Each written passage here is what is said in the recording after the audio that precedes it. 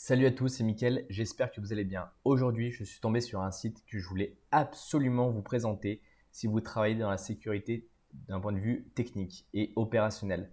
C'est un site qui va référencer énormément de cheat sheets et d'outils que vous pouvez utiliser au quotidien. Mais avant de débuter cette vidéo, je vous invite tout de suite à mettre un like et à vous abonner. Ça permet de référencer la chaîne et d'aider à mettre en avant et à partager la cybersécurité auprès de tous. Ce site, il s'appelle app.redstack.io. Je vous mettrai le lien, bien sûr, directement dans la description. Donc, sur ce site-là, vous avez plein d'éléments hyper intéressants. Par exemple, on a une première partie qui est liée au cheat sheet. Je sais que vous adorez ça et c'est pour ça que je voulais absolument vous le montrer. Ici, on voit que ça fait partie du content pack qui s'appelle Penetration Testing. Donc, c'est pour tout ce qui est auditeur au niveau intrusion. On a bien sûr l'auteur qui a créé cet élément-là, les votes et si c'est officiel ou non. Parce que vous verrez qu'en fait, ici, vous avez les cheat sheets qui ont été vérifiés et celles qui n'ont pas été vérifiées. Parce qu'il y a quand même une relecture qui est faite avant de pouvoir vérifier et vous dire, OK, cette cheat sheet, elle est good, vous pouvez aller regarder dessus. Donc là, par exemple, on va prendre la première qui est sur la génération en fait de mots de passe et d'identifiants. Ici, on va vous expliquer comment avec OpenSSL, vous pouvez générer des clés privées ou des certificats. Donc là, on vous le montre également en PowerShell. Vous avez toutes les commandes. Et là, par exemple, ça vous permet de générer un mot de passe haché pour le ETC Shadow, ce qui est très pratique quand vous faites de la compromission et que vous avez besoin d'ajouter directement une ligne dans le ETC PassWD ou le ETC Shadow directement.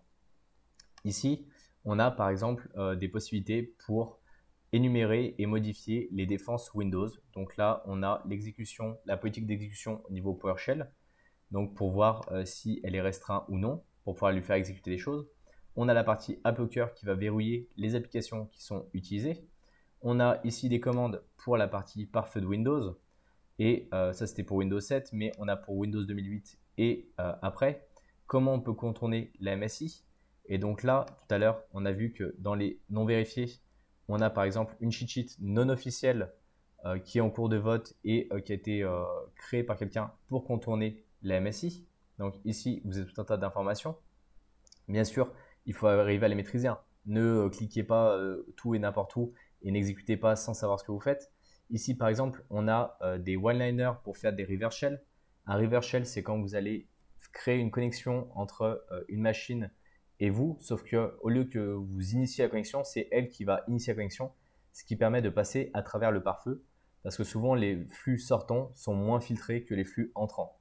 Donc ici, vous avez en Bash, vous avez en Perl, Python, PHP, Ruby, via Netcat, très très utile, et même via du Java, si jamais l'application web est en Java. Quelques techniques pour faire du scan de port avec Nmap, bien sûr. On a également avec WhatWeb.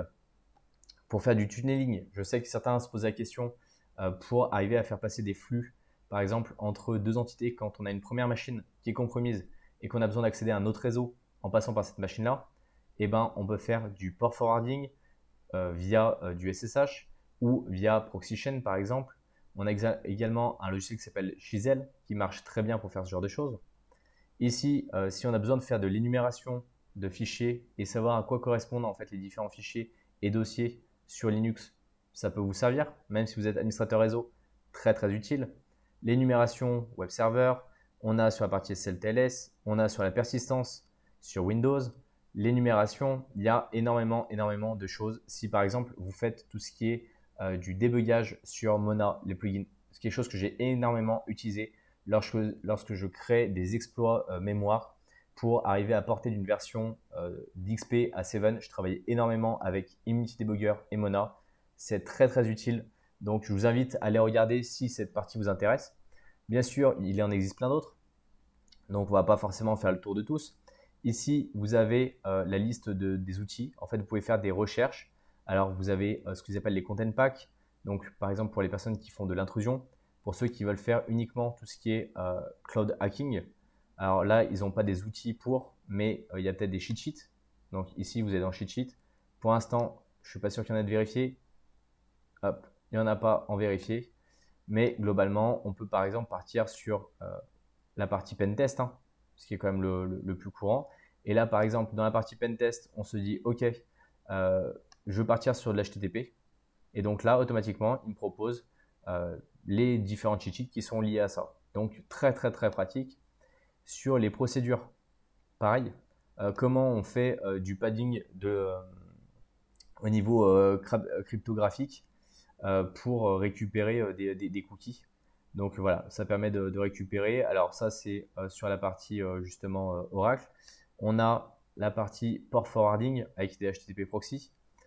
Bien sûr, vous pouvez effacer les différents éléments. Des procédures, vous en avez plein. Comment identifier une injection SQL. Voilà, vous avez différents éléments. Par exemple, on vous dit qu'il faut mettre un simple guillemet dedans. Comment vérifier la configuration de la sécurité au niveau des envois d'emails. Donc, on a plein d'éléments comme ça avec des procédures que vous pouvez suivre. Bien sûr, il faut parler l'anglais. Tout est écrit en anglais. Vous avez également un onglet Payload qui est assez intéressant. Si vous voulez faire des reverse shell en PowerShell, si vous avez besoin d'un reverse shell à la Windows, alors ici, on reste sur des choses qui sont très simples. Avec MSF Venom, on a le listener d'un côté et la charge active de l'autre côté, avec du Shikanagai, qui est un encodeur, mais globalement, vous allez être vite détecté. Donc, ce n'est pas utilisé directement. Ici, c'est pour faire exécuter, par exemple, le calc.exe.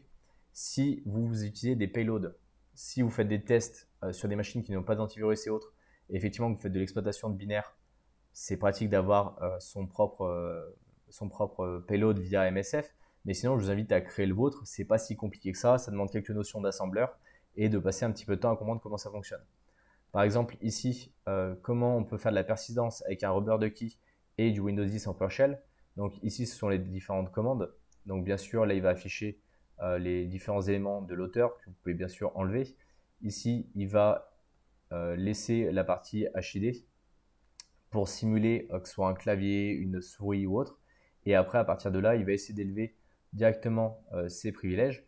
Et donc là, on voit qu'il va récupérer des éléments. Et donc, je vous invite à aller vérifier ce qu'il y a sur cette URL parce que potentiellement, ça peut injecter quelque chose de malveillant. Il ne faut vraiment pas tout prendre au pied de la lettre et vérifier chaque élément. Par exemple, ici, comment on peut contourner des filtres d'image. Ça, je sais que ça marche assez bien sur la partie GIF. Donc, vous mettez ça dans votre fichier.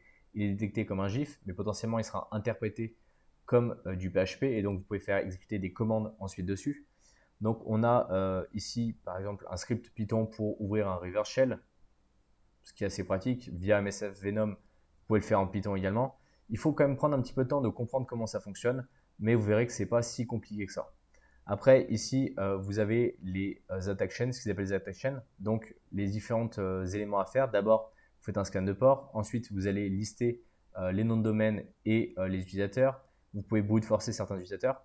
Donc voilà, c'est un petit peu la procédure standard pour arriver à compromettre quelque chose. Bien sûr, l'idée, c'est de vous présenter d'abord ce site-là, c'est pas de vous inviter à faire de l'illégal. On est toujours responsable de ce qu'on fait. Nous, on n'est pas responsable des actions malveillantes que vous pouvez faire. Donc prenez bien en compte cela, c'était surtout pour pouvoir vous présenter l'ensemble des outils. Ici, par exemple, on peut avoir des bootkits, quelque chose qui est quand même assez récent. Là, on n'a pas trop d'autres infos. On va se mettre comme ça. On va se mettre vraiment à la racine. On va cliquer dessus. Il n'y en a pas encore, mais au moins, ils ont intégré l'ensemble des éléments.